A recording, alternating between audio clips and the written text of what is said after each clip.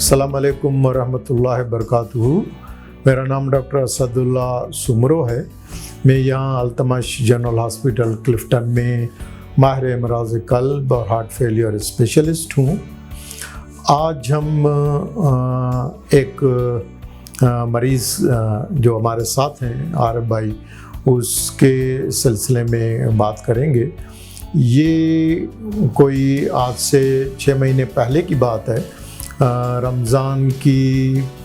ईद के बाद जैसे ही ईद ख़त्म हुई तो उन दिनों में इनको सांस की शिकायत हो गई थी और शुरुआत में इनको चलने में सांस की तकलीफ़ होती थी और फिर वो आस्ता आस्ता बढ़ के इस तरह से नौबत आ गई कि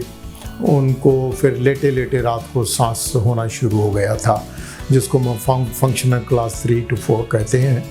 उसमें ये होता है कि मरीज़ रात को जब सीधा सोता है तो उसके सांस की तकलीफ़ बढ़ जाती है और कुछ मरीज़ों को खांसी भी हो जाती है और फिर वो उठ के बैठने से उसमें आराम हो जाता है। तो काफ़ी मरीज़ जिनको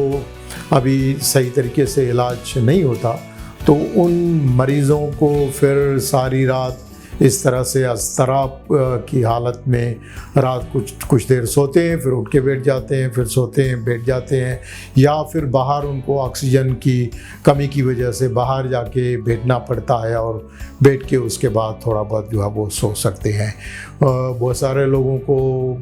पाँव पर सूजन हो जाती है। इस तरह से आरिफ साहब को भी पाँव पर काफ़ी ज़्यादा सूजन हो गई थी।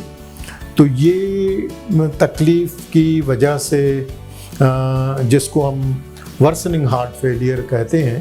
कि शुरुआत में डी नोवो नया हार्ट फेलियर होता है, जब वो डायग्नोज नहीं होता तो 3 महीने के बाद जो है वो क्रॉनिक फॉर्म में हो जाता है और अल्टीमेटली फिर ऐसी नौबत हो जाती है कि उनको अस्पताल में दाखिल होने की नौबत आ जाती है, जिसको हम acute decompensation of the chronic heart failure कहते हैं। तो ये भी इनको इस तरह से अस्पताल में दाखिल होने की नौबत हुई और सबसे पहले इनको मैंने 3 अगस्त को 2024 को पल्मोनोलॉजी कलीग के रिकमेंडेशन पर एवैल्यूएट किया और उसके बाद इको वगैरह करके जब देखा तो पता चला कि इनको जो सांस की शिकायत है वो फेफड़ों के वजह से या इन्फेक्शन की वजह से नहीं है, अलबत्ता उनको दिल के गोश्त की कमज़ोरी की वजह से दिल थोड़ा सा इनका बढ़ के और दिल का गोश्त जो है वो काफ़ी ज़्यादा कमज़ोर हो के 15 से 20% पर हो गया था और इनका दिल का वाल जो है वो लीक कर रहा था। तो इस कंडीशन को हार्ट फेलियर कहते हैं और इस हार्ट फेलियर की वजह से उनको हम 3-8 अगस्त को अस्पताल में दाखिल किया और इस दौरान जो है वो शुरुआत में आईवी रक्त के ज़रिए जो है वो पेशाब आवर इंजेक्शंस लैसिक्स कहते हैं वो लगाए जाते हैं और उससे जो है वो जो सांस, क्योंकि सांस इसलिए होता है कि उनके फेफड़ों में पानी आ जाता है और फिर बॉडी में पूरा जिस्म जो है वो फूल जाता है। तो शुरुआत में इनका वज़न जो था वो 80 kg था। तो अल्हम्दुलिल्लाह अस्पताल में इलाज के बाद जब ये डिस्चार्ज हुए तो उनका ड्राई वेट जो है वो 65 kg तक आ गया था, यानी कोई 1 हफ्ते के अंदर इनका 15 किलो। अब ये 15 किलो जो वज़न है ये कोई चर्बी के जमा होने से वज़न जो है वो नहीं बढ़ता, ये जिस्म में पानी भर जाता है और उस जिस्म में पानी भरने की वजह से उनको सांस की शिकायत होती है मरीज़ों को और पाँव पर और पेट के अंदर जो है वो या दिल के बाहर झिल्ली पेरिकार्डियल एफ्यूजन वगैरह या फेफड़ों में पानी आ जाता है उनके। तो ये पानी की वजह से जो है वो वज़न उनका बढ़ जाता है और जब इंजेक्शन्स वगैरह लगती हैं ये और उसके बाद फिर टैबलेट पर आते हैं तो वो फिर उनका वज़न जो है वो फ्लूइड जब बाहर जाती है तो उनका वज़न जो है वो आस्ता आस्ता कम हो जाता है, तो उसको हम आखिर में ड्राई वेट कहते हैं। तो 1 हफ्ते के बाद 7 अगस्त को इनको डिस्चार्ज किया गया। ये इनकी गाइडलाइन डायरेक्टेड मेडिकल थेरापी कहते हैं, जिसमें 4 मेन दवाएं जो हैं वो अमेरिकन हार्ट एसोसिएशन की तरफ से रिकमेंड की गई हैं। तो हम भी यहाँ अपने मरीज़ों को जो भी हार्ट फेलियर के साथ दाखिल होते हैं और उनके गुर्दे और ब्लड प्रेशर वगैरह सही होते हैं तो फिर उनको हम गाइडलाइन डायरेक्टेड मेडिकल थेरापी जो है वो शुरू करते हैं। तो इनको भी गाइडलाइन डायरेक्टेड मेडिकल थेरापी शुरू की गई। 8 तारीख के बाद फिर इनको पोस्ट डिस्चार्ज हम कहते हैं कि अर्ली पोस्ट डिस्चार्ज, क्योंकि ये एक वल्नरेबल फेस होता है। मरीज़ जब डिस्चार्ज हो जाते हैं तो अक्सर डॉक्टर मरीज़ों को जब डिस्चार्ज प्रीमेच्योरली डिस्चार्ज कर देते हैं, तो जिसकी वजह से उनके जिस्म में अभी भी पानी रहता है। तो उसके अलावा और भी बहुत सारी वजूहत होती हैं जो उनके हार्ट फेलियर को दोबारा जो है वो प्रेसिपिटेट करते हैं। तो अगर ऐसे मरीज़ों को फिर अर्ली यानी डिस्चार्ज होने के बाद 8 से 10 दिन के अंदर नहीं देखा जाए, उनकी दवाएं वगैरह और गुर्दों और जिगर को नहीं असेस किया जाए, तो फिर इनको दोबारा अस्पताल में दाखिल होने की नौबत आ जाती है, और जिसकी वजह से ये बार बार अस्पतालों में दाखिल होते रहते हैं और बार बार इमरजेंसी के उनको चक्कर काटने पड़ते हैं। तो इन चीज़ों को अवॉइड करने के लिए हमने भी इनको जो है वो early post discharge heart failure clinic में 7 अगस्त को डिस्चार्ज होने के बाद फिर 23 अगस्त 2024 को दोबारा इनको देखा, और इनका ब्लड प्रेशर और वज़न वगैरह ठीक था और आराम से चल फिर के अपना कामकाज जो है वो कर सक रहे थे। तो ऐसी सिचुएशन में ये होता है कि जो ये गाइडलाइन डायरेक्टेड मेडिकल थेरापी होती है, और ख़ास करके शुरुआत में हम सेक्यूबिट्रिल वल्सारटन एक नई नावल एक ड्रग है, और जिससे देखा गया है कि इस किस्म के जो मरीज़ हैं उनको अगर ये दवा शुरू की जाए तो उनमें उसके रिज़ल्ट जो वो काफ़ी अच्छे हैं। तो जिसकी वजह से मरीज़ों को बार बार अस्पताल में दाखिल होने की नौबत कम आती है। लेकिन उसमें ये होता है कि उसका डोज जो है वो टाइट्रेट करना पड़ता है। जैसे शुरुआत में हमने 50 मिलीग्राम BID 2 दफ़ा पर दाखिल किया, स्टार्ट किया, तो उसके बाद जब वो टॉलरेट कर लेते हैं तो वो उसको फिर 15 दिन के बाद जो है वो 100 मिलीग्राम BID, और इनको भी 100 मिलीग्राम BID पर, और कल 24 तारीख 1 महीने के बाद दोबारा इस दौरान जो हम इनके गुर्दे के टेस्ट वगैरह करके और इलेक्ट्रोलाइट्स और पोटेशियम को मॉनिटर करते हैं। अगर वो सही है, उनका ब्लड प्रेशर भी ठीक है, वज़न भी ठीक है, सांस भी नहीं फूल रहा है, तो हम फिर उनको टारगेट डोज पर लेके जाते हैं। तो ये जो दवा है इसका टारगेट डोज जो है वो 200 मिलीग्राम होता है, 200 मिलीग्राम ट्वाइस अ डे। और 200 मिलीग्राम ट्वाइस अ डे पर जब वो पहुंचते हैं तो फिर हम उनको पीरियडिकली एवाल्यूएट भी करते रहते हैं और देखते रहते हैं कि कोई दवाओं के साइड इफ़ेक्ट तो नहीं हो रहे हैं। अगर मरीज़ों को दवाओं के साइड इफ़ेक्ट्स नहीं हो रहे हैं और वो बार बार अस्पतालों में दाखिल होने की नौबत नहीं आती और ER में दाखिल जाना नहीं पड़ता, तो फिर हम इनको टारगेट डोज पर पहुंच के और इनकी दवाओं को कंटिन्यू करते हैं और फॉलो अप करते रहते हैं ऐसे पेशेंट को। और अल्हम्दुलिल्लाह इनके साथ भी हमने इसी तरह से ही किया, और ये 2 महीने के अंदर जो है वो काफ़ी हद तक इतना बेहतर हो गए कि वो अपनी ज़रूरियात ज़िंदगी के काम काज जो है वो करने के काबिल हो गए। आइए अब हम आरिफ साहब से बात करते हैं कि इनकी तकलीफ़ जो है वो किस तरह से शुरू हुई और किस तरह से उनकी कंडीशन शुरुआत में किस तरह से हुई और फिर आस्ता आस्ता किस तरह से तकलीफ बढ़ती गई। तो आरिफ साहब, आपको ये जो हार्ट फेलियर के अलामात शुरू हुए, तो ये किस तरह से शुरू हुए, फिर आस्ता आस्ता किस तरह से बढ़ते गए और फिर आपने क्या किया और आखिर में किस तरह से फिर यहाँ जो है वो दाखिले के लिए जो है वो आप पहुँचे? अस्सलाम वालेकुम जी। मैं ईद के बाद थोड़ा मुझे महसूस हुआ कि मुझे चलने फिरने में रमज़ान की ईद के बाद मुझे चलने फिरने में थोड़ा मसला हो रहा था, सांस फूल रहा था और थोड़ा सा वो जो है ना खाने पीने में भी मसला था। तो मैं रमज़ान से पहले जी एक सवाल आपसे कि आपको ब्लड प्रेशर की शिकायत थी, लेकिन आप ब्लड प्रेशर की दवाएं रेगुलरली नहीं खाते थे सर, और इसके अलावा आपको डायबिटीज शुगर की कोई तकलीफ नहीं थी सर, और पहले आप सिगरेट वगैरह पीते थे और वो काफ़ी अच्छे से आपने मैंने छोड़ दिए थे सर। बिल्कुल सर, बिल्कुल सर। फिर उसके बाद सर ईद के बाद जब रमज़ान गुजर गए और ईद के शुरुआत में रमज़ान के रोज़े आपने रखे मैंने सर आराम से रखे, और इसके बाद मैं थोड़ा सा वो मुझे महसूस हुआ कि मेरा जिस्म भारी है और मैं घूम फिर नहीं सकता। तो मैं सर मुख्तलिफ़ डॉक्टरों के पास मुख्तलिफ़ दवाइयाँ लेते रहे, कभी ताकती, कभी बुखार की, कभी क्या क्या, मुख्तलिफ़ अस्पतालों में भी गया, लेकिन कुछ ऐसा 1-2 दिन तो हो जाता था, तकलीफ़ कम हो जाती थी, लेकिन फिर रात को मैं सोते एकदम उठ जाता था और बाहर चला जाता था गेट में या ऐसे हवा में बैठ जाता था। तो थोड़ी देर बाद वापस आके फिर भी मैं थक जाता था, लेकिन मुझे नींद नहीं आती थी। फिर सर उसके बाद मेरा जो है ना सूजन हो गई पाँव में, थोड़ा बहुत हो रहा था, कभी ज़्यादा हो जाता था, कभी कम हो जाता था। फिर उसके बाद बिल्कुल मैं न खड़ा हो सकता था न बैठ सकता था, घूमने फिरने में तो मतलब बहुत ज़्यादा थक जाता था सर, और सांस फूल जाता। तो इसी वजह से मैं फिर और भी कोशिश मैंने की कि मैं ठीक हो जाऊं। मुझे ये पता नहीं था कि ये हार्ट फेलियर है, या इतना मालूमात मुझे नहीं था। जो बाहर से डॉक्टर वगैरह आपको दवाएं मुख्तलिफ दवाएं सर दिए, तो उन दवाओं का कोई फ़ायदा नहीं हुआ सर, बस तकलीफ आपकी बढ़ती जा रही थी सर। फिर उसके बाद मुझे एक डॉक्टर मिला, उसके पास मैं गया तो उसने कहा कि उसने सर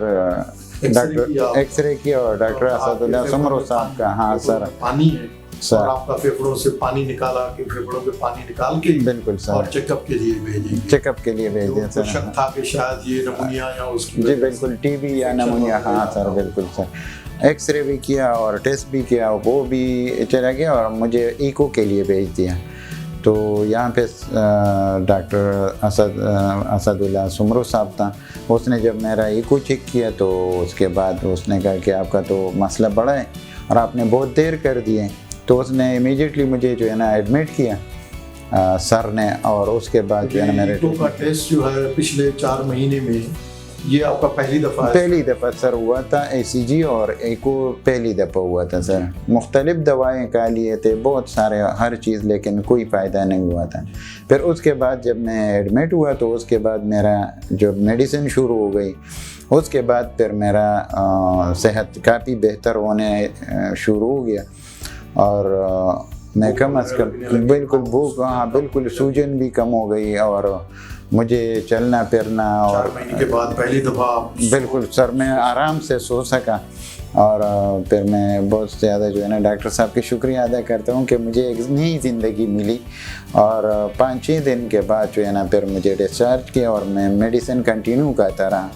तो माशाल्लाह अभी मैं बहुत बेहतर हूँ, और मुझे जो है ना कोई तकलीफ़ नहीं है, न मेरे जिस्म में कोई तकलीफ़ है, न मुझे चलने फिरने में कोई, न सांस फूल रहे हैं, और मैं अपना काम आसानी से कर सकता हूँ, न मुझे थकन होती है। बल्कि मैं पहले जो ज़िंदगी थी मेरे, उससे मैं भी बेहतर हूँ अभी बहुत ज़्यादा। तो मैं बहुत खुश हूँ। और पहले जो आपका वज़न था जी बहुत ज़्यादा, वो 80 kg था सर, और मैं बिल्कुल जो है ना अपने जिस्म अपने ऊपर जो है ना बोझ महसूस करता था। लेकिन अभी माशाल्लाह मेरा जो है ना वज़न भी कम हो चुका है काफ़ी हद तक, और मैं घूम फिर सकता हूँ, आसानी से अपने काम कर सकता हूँ, और जो भी मामूली से लेके थकावट होती थी थोड़ा सा काम, हाँ बिल्कुल सर नहीं होता, चल नहीं सकते थे, मैं आप आराम से जी बिल्कुल बहुत आसानी से अपना काम कर सकता हूँ, और आराम से अपना जो है ना वो सो भी सकता हूँ अपने टाइम पे, और ज़िंदगी बहुत ज़बरदस्त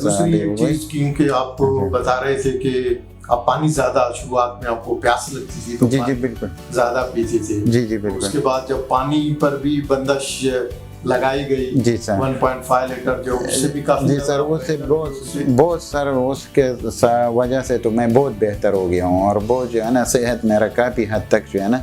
बल्कि मुकम्मल तौर पे सही हो गया। घर में जाने के बाद फिर आप अपना वज़न भी करते रहे? जी बिल्कुल, रोज़ाना मैं करता था वज़न अपना, जैसे काफ़ी वज़न वो बेहतर हो गया था सर। अब खाना भी जो है नॉर्मली खाता हूँ बिल्कुल। हाँ मैं दवाएं जो है वो आप बाकायदगी से दवाएं खा रहे हैं? कंटिन्यू कर रहा हूँ, बिल्कुल कंटिन्यू करिए बाकायदगी से, बिल्कुल दवाइयों का बहुत ख्याल रखता हूँ,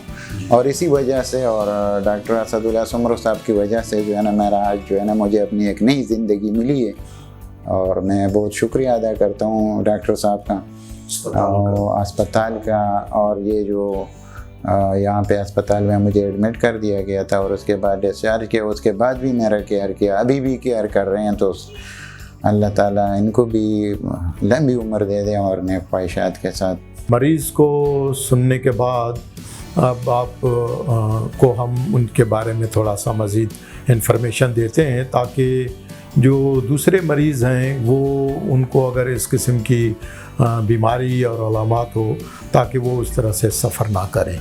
ये इनका नेक में रगें होती हैं जो फूल जाती हैं। जो हार्ट फेलियर के मरीज़ होते हैं, ज़्यादातर उन मरीज़ों में 90% मरीज़ों में मरीज़ की अलामात और तशख़ीस से पता चल जाता है कि इनका जो मर्ज़ है वो दिल के सांस की बीमारी और की वजह से है या किसी और वजह से है। तो इस तरह से ये जो नेक की रगें होती हैं ये फूल जाती हैं। जब वो इलाज के बाद फिर दोबारा हम देखते हैं तो वो रगों में जो है प्रेशर कम होने की वजह से वो क्लियर हो जाती हैं, जिसको हम JVP कहते हैं कि शुरुआत में जुगुलर वीनस प्रेशर काफ़ी ज़्यादा बढ़ा हुआ होता है और फिर जब कम हो जाता है तो फिर वो जो रगें फूली हुई होती हैं तो वो कम हो जाती हैं। ये इनके पाँव की सूजन थी। जब शुरुआत में आए थे तो जैसे मैंने बताया कि इनके पाँव काफ़ी सूजन हो गई थी और वो पाँव की सूजन जो है वो जिस्म में पानी जमा हो जाता है, तो जिसकी वजह से उसके बाद जब ये सूजन ख़त्म हो जाती है तो ये रोज़ाना मरीज़ को हम सिखाते हैं कि रोज़ाना अपने आप को खुद से चेक करें। ये सारी चीज़ें पॉसिबल हैं और अपना वज़न जो है वो खुद करते रहें। तो उन्होंने एक वज़न करने की मशीन जो है वो ख़रीद के और घर में सुबह को रोज़ाना जो है वो नाश्ते से पहले और वाशरूम से फ़ारग होने के बाद वज़न करते हैं। तो जैसे उन्होंने बताया कि शुरुआत में इनका वज़न जो है इस फ्लूइड की वजह से 80 किलो हो गया था, जो आखिर में कम हो के 65 किलो पर पहुंच गया है। ये इस तरह से इस किस्म के जो मरीज़ होते हैं वो डिस्चार्ज होने के बाद बहुत सारे मरीज़ होते हैं, अगर उनको सही तरीके से ट्रीट ना किया जाए या उनको अर्ली पोस्ट डिस्चार्ज फॉलोअप उनको ना देखा जाए तो फिर उनको बार बार अस्पतालों में दाखिल होने की नौबत आती है। तो लिहाजा इस मर्ज़, क्योंकि इसमें जो ज़्यादातर ख़र्चा होता है वो बार बार अस्पतालों में दाखिल होने पर ख़र्चा होता है और ज़ाहिर है इस बीमारी की वजह से अस्पतालों में ख़र्चे के अलावा उनकी सारी फैमिली जो है वो भी इन चीज़ों की वजह से सफ़र करती है। तो